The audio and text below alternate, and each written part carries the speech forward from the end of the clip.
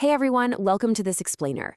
Today we're actually tackling what has to be one of the greatest and honestly most frustrating mysteries of our modern age.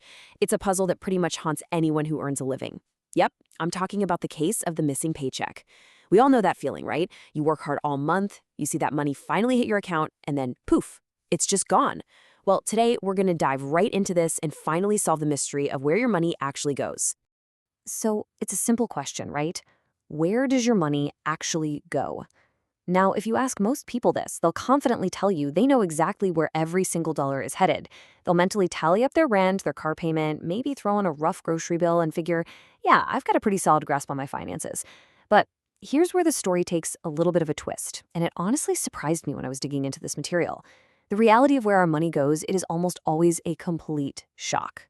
Because most people think they know. But then they actually sit down, pull up 3 months of bank statements, and really look at them. And wow, that is when the shock sets in. But here's the truly fascinating part. They aren't shocked because they find some massive, glaring financial mistake. Not at all. They're shocked because of hundreds of tiny, quiet culprits. A coffee over here, a late-night food delivery there, that streaming subscription you literally forgot you even signed up for, a weird convenience fee, an impulse buy that felt, totally harmless in the moment. None of these seem like a big deal on their own, but together, they're quietly eating up hundreds, maybe even thousands of dollars every single month. All right, let's get into section 1, the 4 suspects. So, to really solve this mystery, we can't just look for those one-off errors. A good financial detective looks for patterns. Take a look at this. Notice how literally every single dollar you spend naturally falls into one of these 4 slices. Let's start with the usual suspects. First up, we've got fixed expenses. These are your perfectly predictable bills. Rent, a mortgage, car payments, student loans. You always know exactly when they're coming. Then, right next to it, we have variable expenses. This covers groceries, gas, dining out, maybe some shopping. These fluctuate from month to month, and honestly, this is the slice of the pie where most of us have the absolute greatest control over our spending. But let's shift over to this third slice, because this is the one that catches almost everyone off guard. Periodic expenses. We're talking about things like car maintenance, holiday gifts, property taxes, back-to-school supplies, home repairs. When these bills hit, they almost always feel like a sudden, terrible emergency. But here's the reality check. They aren't emergencies at all. They're totally expected expenses. They just have unpredictable timing. I mean, we all know December 25th happens at the exact same time every single year, yet somehow Christmas always manages to completely surprise our wallets. It's crazy. And that brings us to the 4th category, which I would argue is actually the most dangerous of the bunch: invisible expenses. Think about all those tiny, pesky little charges: a random $9.99 subscription, an upgraded cloud storage plan, an annual app renewal, maybe some bank fees, delivery charges. They're just so incredibly easy to ignore because they're so small.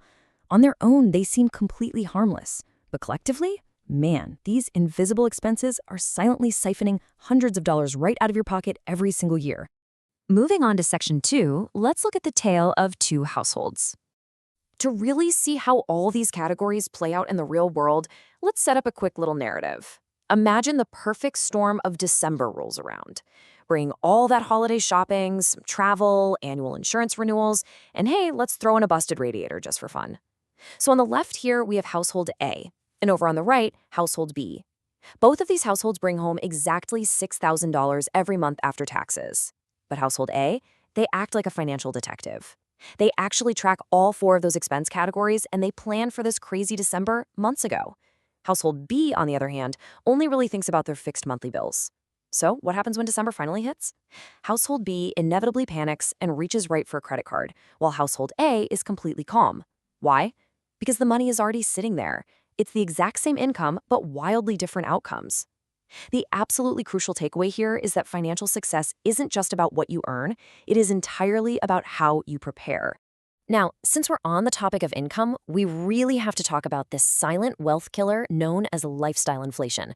And the thing is, this rarely happens overnight. It creeps up on you. It grows quietly. You get a nice raise at work, and instead of banking most of it, your lifestyle just naturally expands to swallow that extra cash right up.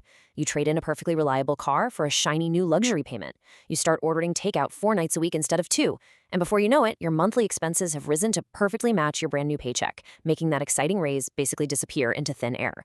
This is exactly why you see even super high-income households still struggling financially. Their income went up, absolutely, but their spending just grew so much faster. Okay, let's jump into section 3, budgeting reality versus optimism.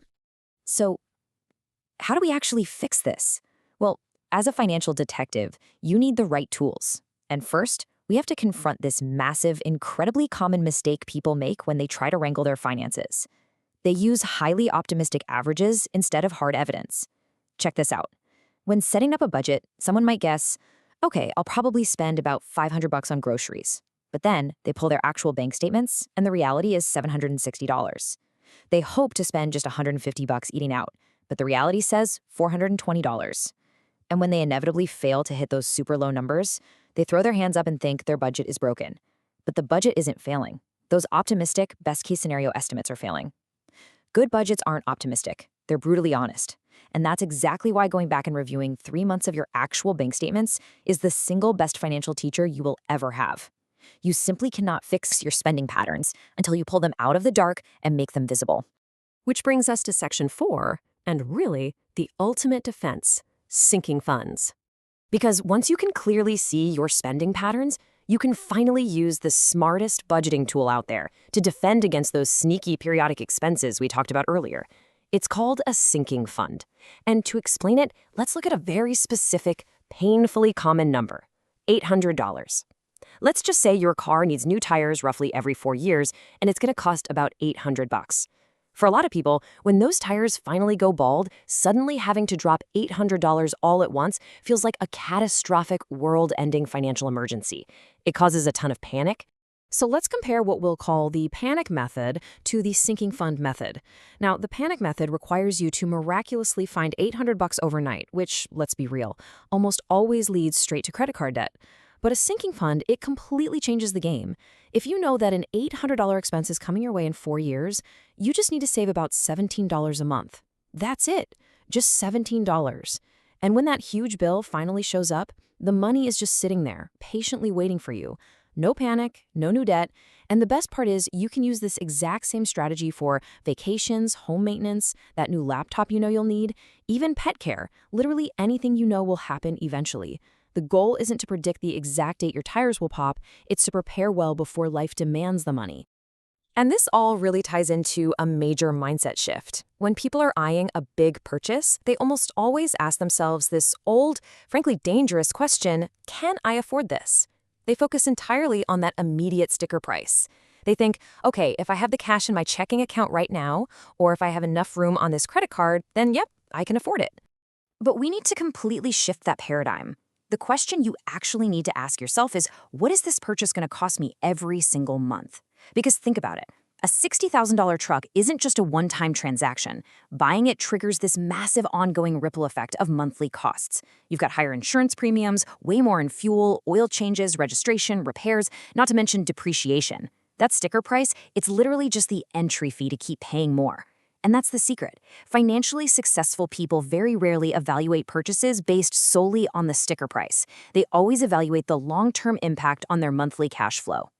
So the ultimate takeaway from all of this is something I really like to call the financial detective challenge. Here's what I want you to do. For the next 30 days, track your spending. But here is the trick, and it's a big one. For this 1 month, you are not allowed to judge your spending. Don't feel guilty. Seriously, just observe it. Watch where every single dollar goes, track every purchase, find every one of those invisible subscriptions. Because by the end of the month, you won't just know what you think your money does, you will have cold, hard proof of what it actually does. And uncovering that truth, that gives you an incredible amount of power to actually change it. We've uncovered a lot of hard truths about expenses today, but the real ultimate key to unlocking your financial future lies in connecting those expenses to your income. And that vital connection is known as cash flow.